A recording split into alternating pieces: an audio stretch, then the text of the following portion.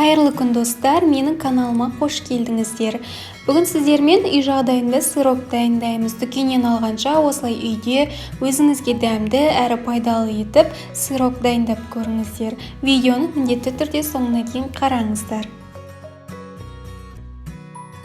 Қажетті ингредиенттердің барлығы описаниеда жазылған, ендеше дайындаймыз. Бізге ең алдымен қажеттісі бұл сүзбе. Менде сүзбенің екі түрі болды. Кәдімгі күнделікті сүзбе және де жұмсақ сүзбеше. Яғни былайша айтқанда обычный творог. Мен соны блендермен езіп алдым. Үстінен творогы брикете қосып, екеуін шаңышқымен езіп алдым. Кокосовые стружки қосамыз. Аздаған ванильный сахар және де 2 ас қасық қаймақ қосып, барлығын араластырамыз.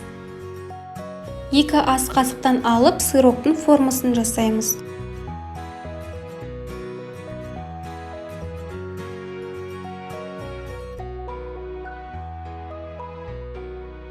Көлемі сіздің қалауыңыз бойынша үлкен болуы да мүмкін, немесе кішірек қылыпта жасауыңызға болады.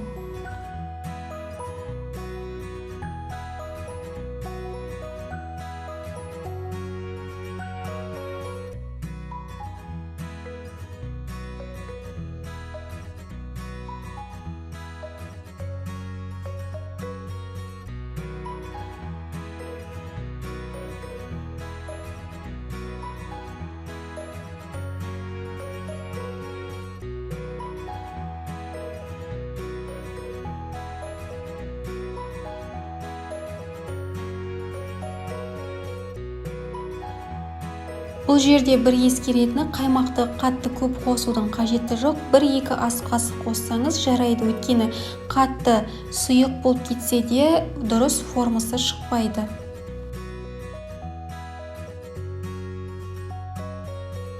Барлық сыроктарды дайындап болған соң тоңазытқышқа 2-3 сағатқа немесе мұздатқышқа жарты 1 сағатқа қойып қоямыз. Яғни сыроктар әбден қатуы қажет.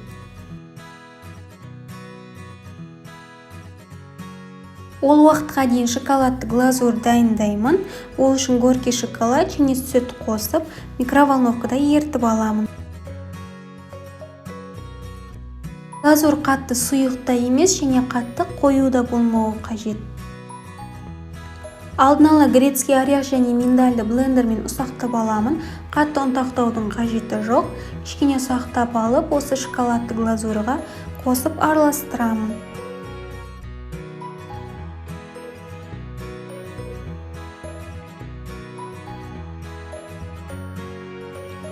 Сыроктар әбден қатқан соң мұздатқыштан шығарып алып, осылай шоколадты глазурға батырып аламыз.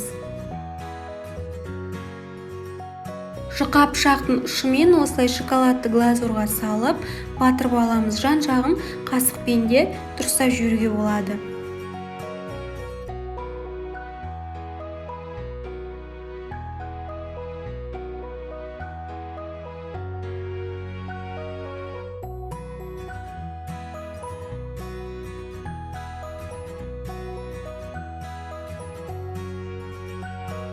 Міне осындай күшті сыроктар шықты. Тоңазытқышқа немесе мұздатқышқа қайтадан қатыруға қойып қоямыз.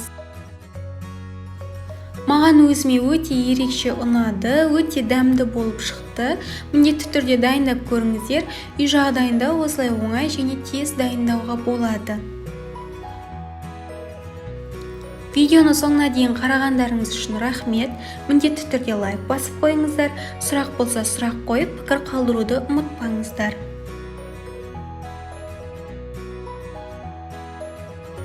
Менің жаңа видеоларымды көру үшін міндетті түрде каналыма тіркеліп қойыңыздар. Ас болсын!